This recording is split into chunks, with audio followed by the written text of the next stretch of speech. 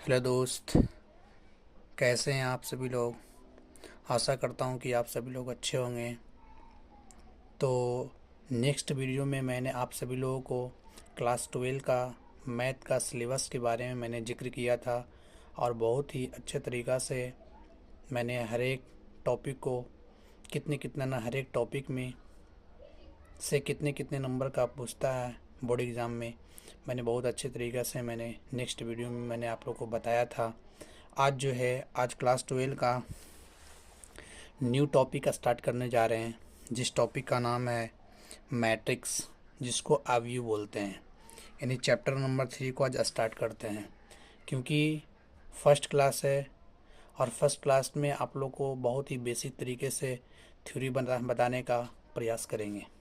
तो चलिए स्टार्ट करते हैं क्लास को स्टार्ट करने से पहले आप सभी लोग मेरे अगर चैनल पर जुड़े हैं तो प्लीज़ वीडियो को लाइक करें, शेयर करें और ज़्यादा से ज़्यादा वीडियो को सब्सक्राइब करें। चलिए क्लास को स्टार्ट करते हैं। आप देखिए, आज पढ़ेंगे हम लोग मैट्रिक्स के बारे में पढ़ेंगे। मैट्रिक्स कहने का मतलब अवयव।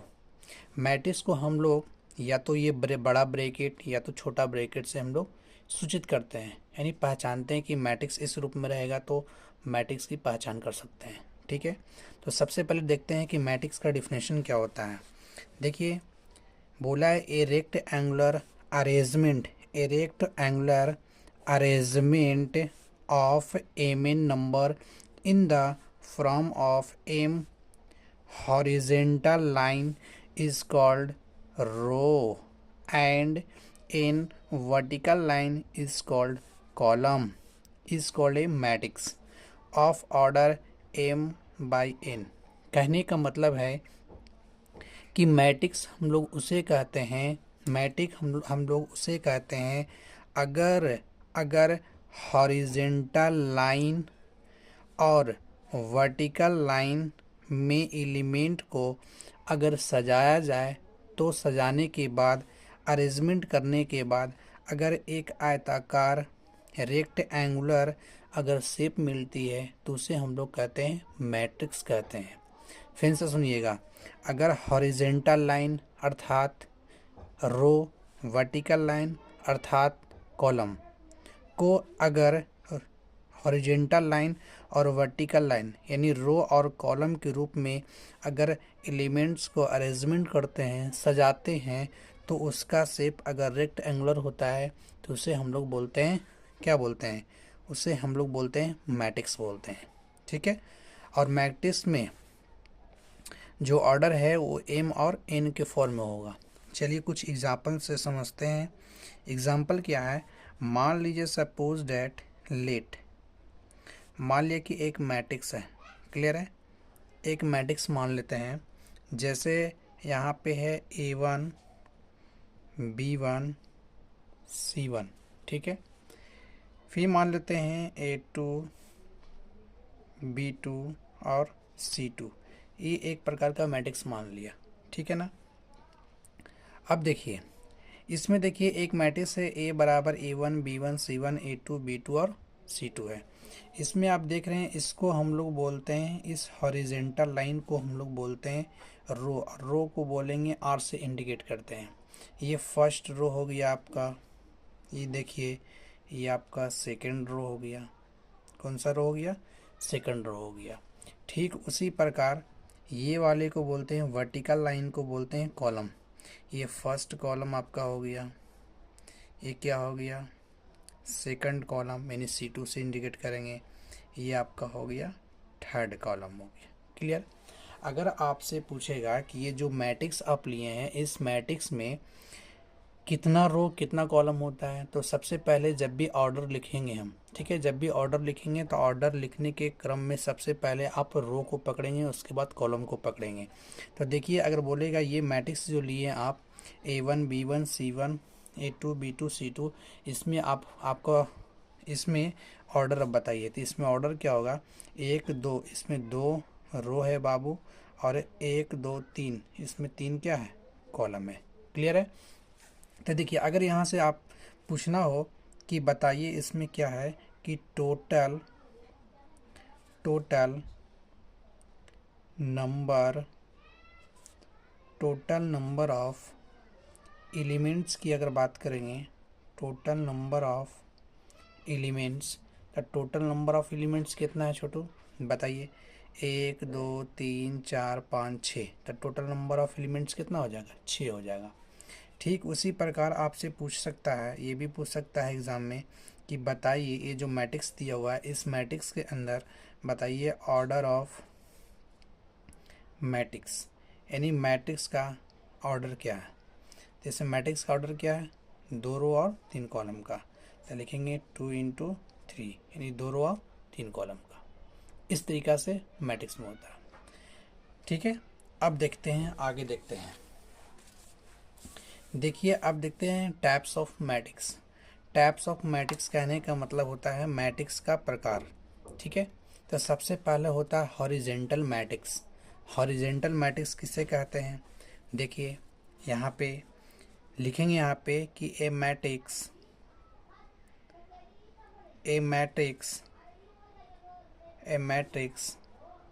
Has been only one row is called horizontal matrix। मतलब बोल रहा है कि एक ऐसा मैट्रिक्स जिसमें केवल एक रो होता है। आपसे पूछेगा कि हॉरिजेंटल मैट्रिक्स किसे कहेंगे, तो आपको बताना है वैसा मैट्रिक्स जिसमें केवल एक रो होता है उसे बोलते हैं हॉरिजेंटल मैट्रिक्स बोलते हैं। जैसे एग्जांपल समझते हैं। फॉर एग्जांपल मान लिया लेट ए मैट्रिक्स है 1 2 और 3, ये मैट्रिक्स मान लिया। देखिए तो इसमें देखते हैं, तो इसमें देखिए तो रो की संख्या कितना है? इसमें रो की संख्या केवल एक रो है।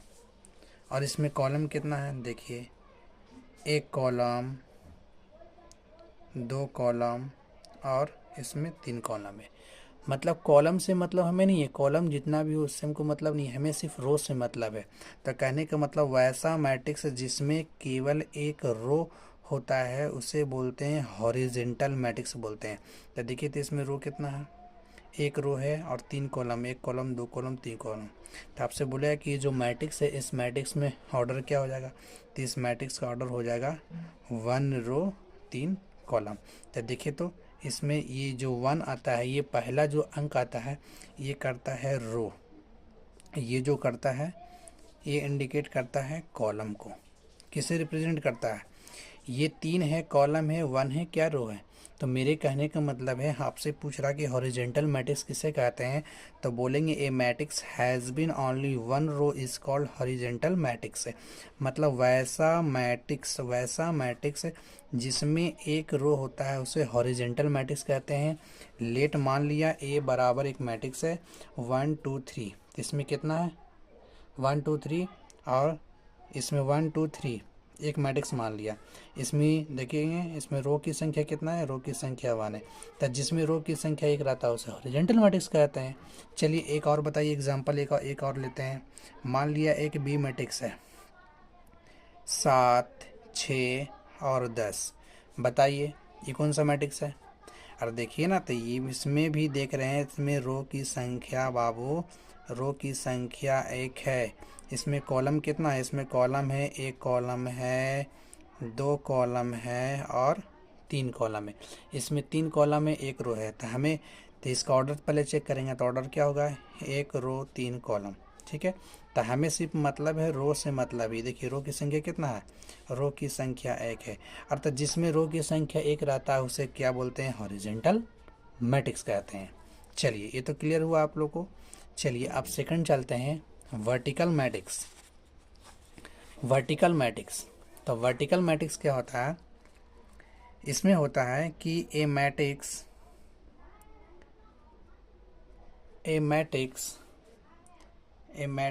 Has been only one one column is called vertical matrix. Vertical matrix. ठीक है, देखिए एग्जांपल समझते हैं एग्जांपल से। जैसे मान लिया लेट एक मैट्रिक्स लेते हैं, ठीक है, मान लिया 1 2 3, ठीक है। एक और मैट्रिक्स ले लेते हैं, बी बराबर एक मैट्रिक्स लेते हैं, मान लिया 1 है 5 है 7 है। क्लियर है। अब देखिए इसमें इसमें कॉलम की संख्या कितना है, और इसमें कॉलम एक है लेकिन रो कितना है, first row, second row, third row. इसमें भी कॉलम की संख्या कितना है, इसमें भी कॉलम की संख्या एक है लेकिन रो कितना है, पहला रो, दूसरा रो और तीसरा रो। तब मेरे कहने का मतलब है, आपसे पूछेगा वर्टिकल मैट्रिक्स क्या होता है, तब बोलेंगे a matrix has been only one column is called vertical matrix है। अरे कहने का मतलब वैसा मैट्रिक्स जिसमें केवल एक कॉलम होता है उसे वर्टिकल मैट्रिक्स कहते हैं। जैसे लेट ए बराबर 1 2 3, इसमें देखिए इसमें 1 2 3 रो है, तो रो से तो मतलब ही नहीं है, इसमें कॉलम से मतलब है। तो इसका ऑर्डर निकालेंगे तो कितना हो जाएगा, इसका ऑर्डर हो जाएगा 3 रो 1, 3 इंटू 1 हो जाएगा। ये करता है रिप्रेजेंट करता है रो को, ये करता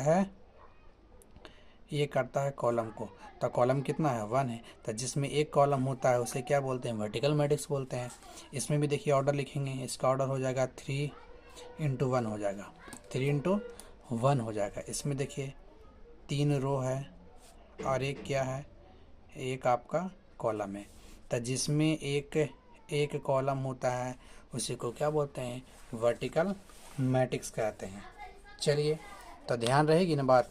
हॉरिजॉन्टल मैट्रिक्स किसे कहते हैं, वैसा मैट्रिक्स जिसमें एक रो होता है उसे हॉरिजॉन्टल मैट्रिक्स कहते हैं, और वैसा मैट्रिक्स जिसमें एक कॉलम होता है उसे वर्टिकल मैट्रिक्स कहते हैं। ठीक है, चलिए अब नेक्स्ट चलते हैं। तो नेक्स्ट जो है आपका होता है जीरो या नल मैट्रिक्स। तो देखिए जीरो या नल मैट्रिक्स किसे कहते हैं, तो सबसे पहले इसका डिफिनेशन देखेंगे। A matrix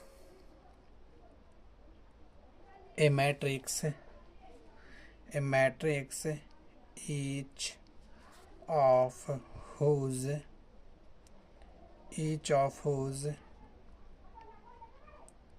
element is 0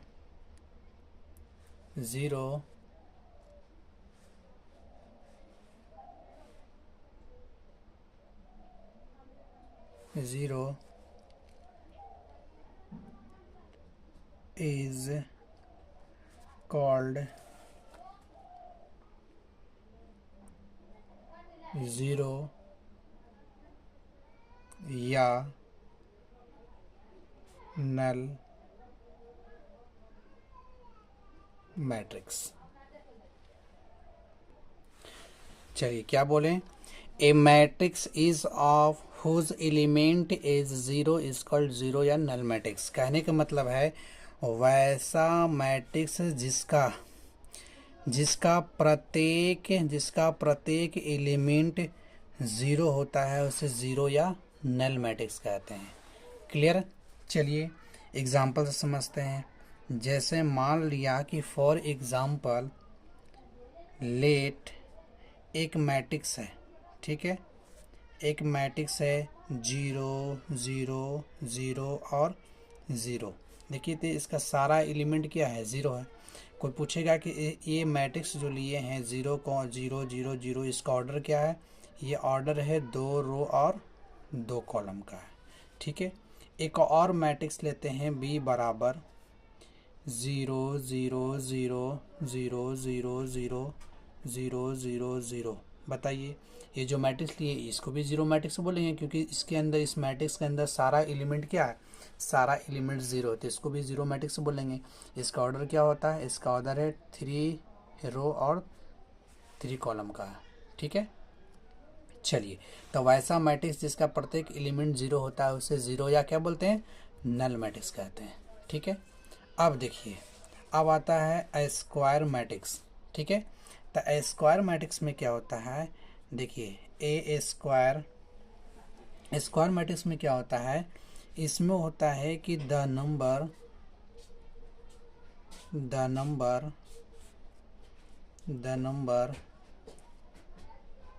sorry the same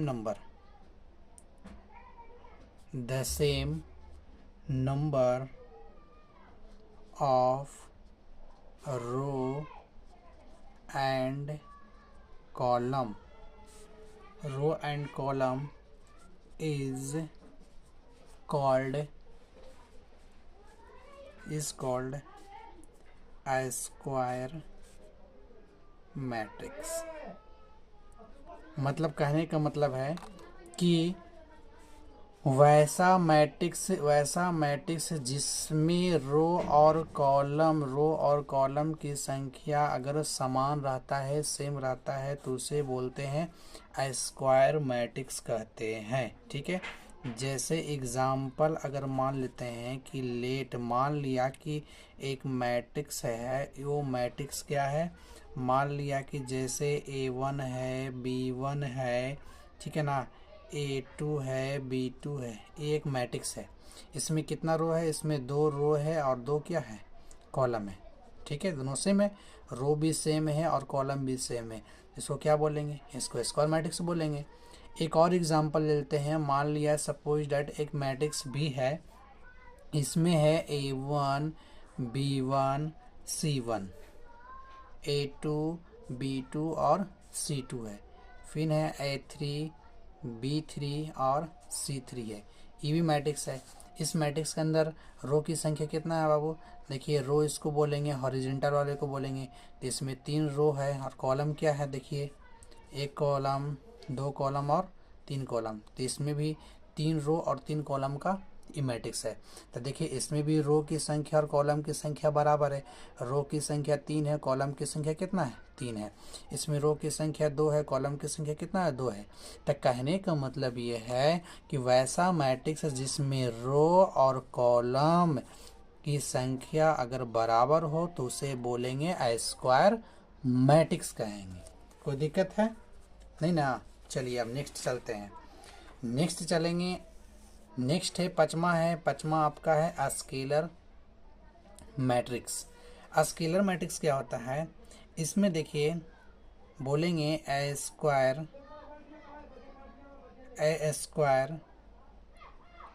matrix, a square matrix in which every non diagonal element is zero and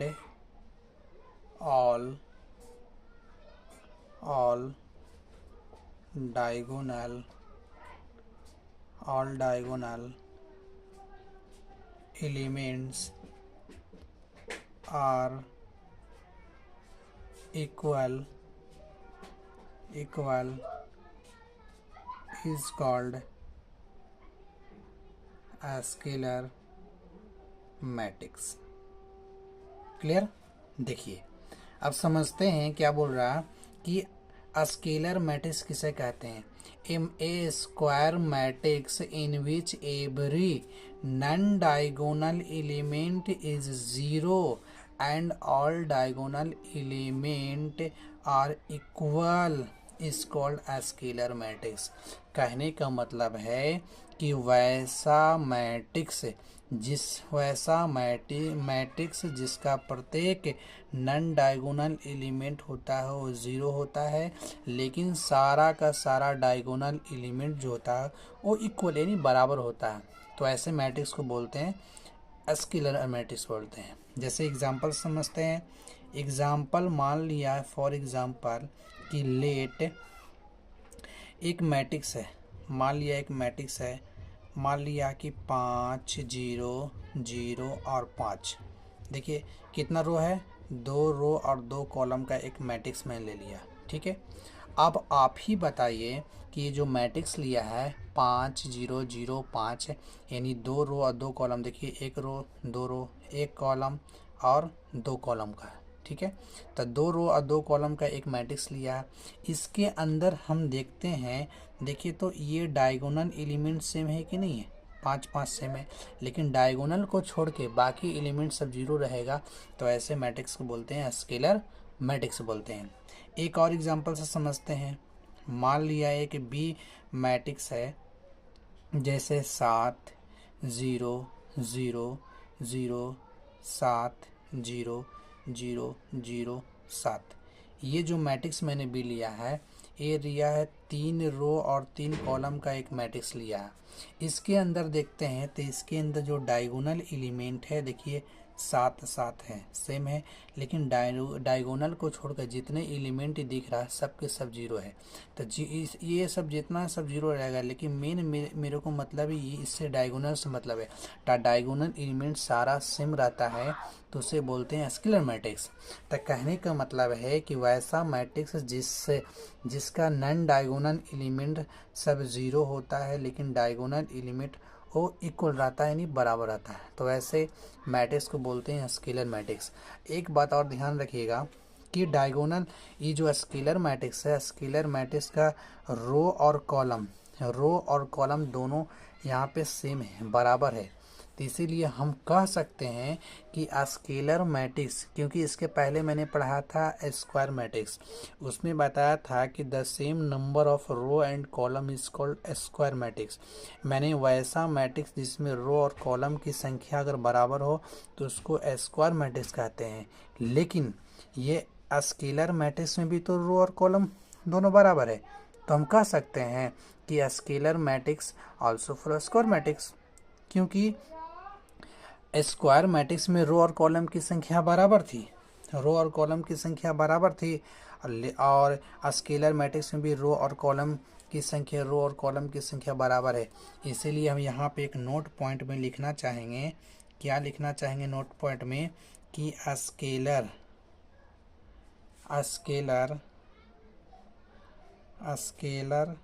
matrix also for, क्या बोलेंगे, स्क्वायर मैट्रिक्स। इस चीज़ को ध्यान में रखिएगा। क्यों? क्योंकि स्क्वायर मैट्रिक्स में रो और कॉलम की संख्या बराबर होता है, ठीक उसी प्रकार स्केलर मैट्रिक्स में भी रो और कॉलम की संख्या बराबर होता है। इसीलिए हम कह सकते हैं कि scalar matrix also for square matrix. ठीक है, बाकी आज तक यही थ्योरी रखते हैं, आज की क्लास तक। बाकी नेक्स्ट वीडियो में जो शेष बचा हुआ थ्योरी है उसको क्लियर कर देंगे। तो वीडियो कैसा लगा? अगर वीडियो अच्छा लगा तो प्लीज़ वीडियो को लाइक करें, शेयर करें और ज़्यादा से ज़्यादा सब्सक्राइब करें। धन्यवाद।